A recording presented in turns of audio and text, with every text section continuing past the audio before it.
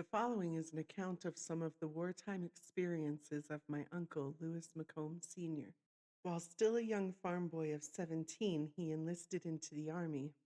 4 years later, he would return to his parents' farm as a seasoned pilot who had experienced much of the Pacific drama that now goes down into history books. Louis relayed his war stories to me in his typical humorous and self-effacing style.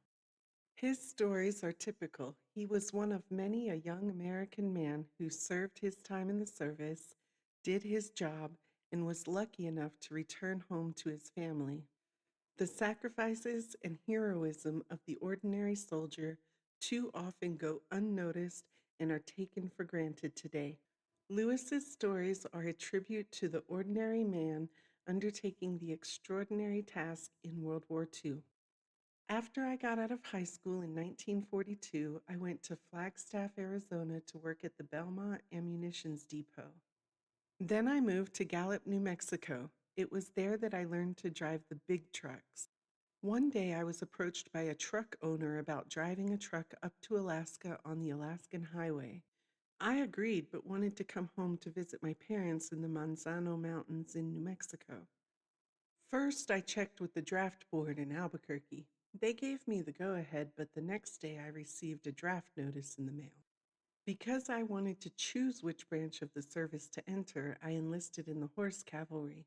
Santa Fe was to be my first stopping point for physical exams and to be sworn in. Then I went to Fort Bliss for a month and then on to CRTC Fort Riley, Kansas for basic training. To my disappointment, I discovered that Fort Riley had mechanized cavalry, not horse cavalry. Nevertheless, I had a good time at Fort Riley. I qualified with the 45 pistol, M1 Garand rifle, and the 30 and 50 caliber machine guns. I also took a course in mechanics and learned how to march. Joe Louis of heavyweight boxing fame was in a unit there. I also got to see President Roosevelt while at Fort Riley.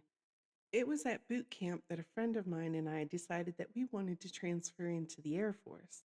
We knew our first sergeant would be against it, so we went up to the main fort on the sly and signed up at the recruiting office and took our physical exams.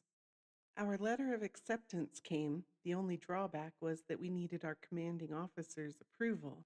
My friend and I went into the CO's office and found him asleep with his feet up on his desk. Hastily, we explained what we needed. He signed the letter of approval and promptly went back to sleep.